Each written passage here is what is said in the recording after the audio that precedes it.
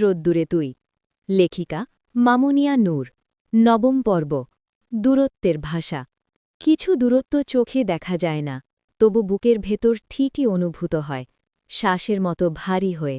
নীলা এখন আগের মতো কথা বলে না একসময় যে মানুষটা একটুখানি চুপ থাকলেও অস্বস্তি হতো এখন সে চুপ থাকলেই যেন স্বস্তি পায় আমি প্রতিদিন যাই একই বেঞ্চ একই সময় কিন্তু নীলার আশা অনিয়মিত হয়ে গেছে কখনো আসে কখনো আসে না আর এ না আসাটাই আমাকে সবচেয়ে বেশি কুড়ে কুড়ে খায় এক বিকেলে সে এলো চুপচাপ চোখে কোনো আলো নেই মুখে কোনো রোদ নেই আমি বুঝতে পারলাম আজ কিছু একটা ঘটেছে কিছু হয়েছে আমি জিজ্ঞেস করলাম নীলা হেসে ফেলল কিন্তু সেই হাসি ছিল কাগজের মতো পাতলা কিছুই না সবই তো ঠিক আছে আমি আর চুপ থাকতে পারলাম না সব ঠিক থাকলে মানুষ এভাবে চুপ থাকে না নীলা নীলা হঠাৎ আমার দিকে তাকালো চোখে বিরক্তি ভয় আর ক্লান্তি একসঙ্গে আপনি কেন সবকিছুর ব্যাখ্যা চান প্রশ্নটা আমাকে থমকে দিল কারণ আমি বুঝতে চাই আমি বললাম আপনাকে আপনার চুপ থাকা আপনার হঠাৎ বদলে যাওয়া সবকিছু নীলা দীর্ঘশ্বাস ফেলল সবকিছু বোঝা যায় না আর্য hello we're excited to show you our native speech capabilities where you can direct a voice create realistic dialogue and so much more edit these placeholders to get started নীল রোদ্দুরে তুই লেখিকা মামুনিয়া নূর নবম পর্ব দূরত্বের ভাষা কিছু দূরত্ব চোখে দেখা যায় না তবু বুকের ভেতর ঠিকই অনুভূত হয় শ্বাসের মতো ভারী হয়ে নীলা এখন আগের মতো কথা বলে না একসময় যে মানুষটা একটুখানি চুপ থাকলেও অস্বস্তি হতো এখন সে চুপ থাকলেই যেন স্বস্তি পায় আমি প্রতিদিন যাই একই বেঞ্চ একই সময় কিন্তু নীলার আশা অনিয়মিত হয়ে গেছে কখনো আসে কখনো আসে না আর এ না আসাটাই আমাকে সবচেয়ে বেশি কুড়ে কুড়ে খায় এক বিকেলে সে এলো চুপচাপ চোখে কোনো আলো নেই মুখে কোনো রোদ নেই আমি বুঝতে পারলাম আজ কিছু একটা ঘটেছে কিছু হয়েছে আমি জিজ্ঞেস করলাম নীলা হেসে ফেলল কিন্তু সেই হাসি ছিল কাগজের মতো পাতলা কিছুই না সবই তো ঠিক আছে আমি আর চুপ থাকতে পারলাম না সব ঠিক থাকলে মানুষ এভাবে চুপ থাকে না নীলা নীলা হঠাৎ আমার দিকে তাকালো চোখে বিরক্তি ভয় আর ক্লান্তি একসঙ্গে আপনি কেন সবকিছুর ব্যাখ্যা চান প্রশ্নটা আমাকে থমকে দিল কারণ আমি বুঝতে চাই আমি বললাম আপনাকে আপনার চুপ থাকা আপনার হঠাৎ বদলে যাওয়া সবকিছু নীলা দীর্ঘশ্বাস ফেলল সবকিছু বোঝা যায় না আর্য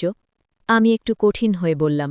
কিন্তু সবকিছু না বললেও অন্তত দূরে সরানোর কারণটা বলা যায় নীলা চুপ করে রইল ট্রেন চলে গেল শব্দটা আমাদের মাঝখানে দেয়াল তুলে দিল আপনি কি ভাবছেন আমি ইচ্ছে করে দূরে যাচ্ছি নীলা হঠাৎ বলল আমি তাকালাম না কিন্তু আপনার আচরণ ঠিক সেটাই বলে নীলা উঠে দাঁড়াতে গিয়েও থেমে গেল কিছু দূরত্ব নিজের জন্য প্রয়োজন হয় আর্য সবসময় কাউকে বুঝিয়ে বলা যায় না আমি প্রথমবার রাগ অনুভব করলাম নীরব রাগ তাহলে আমাকে কেন কাছে টানলেন নীলা কেঁপে উঠল আমি আপনাকে টানিনি আপনি নিজেই এসেছেন এই কথাটা আমার বুকের ভেতর আঘাত করল আমি চুপ করে গেলাম কারণ কিছু কথার উত্তর দেওয়া যায় না এরপর কয়েকদিন নীলা একেবারেই এলো না আমি তবু গেলাম প্রতিদিন কারণ অপেক্ষা এখন অভ্যাসে পরিণত হয়েছে এক সন্ধ্যায় হঠাৎ ওকে দেখলাম অন্য জায়গায় অন্য কারো সঙ্গে কথা বলছে হাসছে আমি দাঁড়িয়ে রইলাম বুকের ভেতর অদ্ভুত একটা ব্যথা আমি কখনো ভাবিনি ওকে অন্য কারো সঙ্গে দেখে এমন লাগবে নীলা আমাকে দেখল হাসিটা সঙ্গে সঙ্গে মিলিয়ে গেল সে এগিয়ে এলো আপনি এখানে আমি মাথা নেড়ে বললাম হ্যাঁ আপনি ভুল ভাবছেন নীলা দ্রুত বলল উনি শুধু একজন পরিচিত আমি হেসে ফেললাম আমি কিছু ভাবিনি নীলা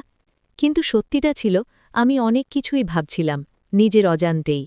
নীলা চুপ হয়ে গেল আপনি এখন আমাকে বিচার করছেন সে ধীরে বলল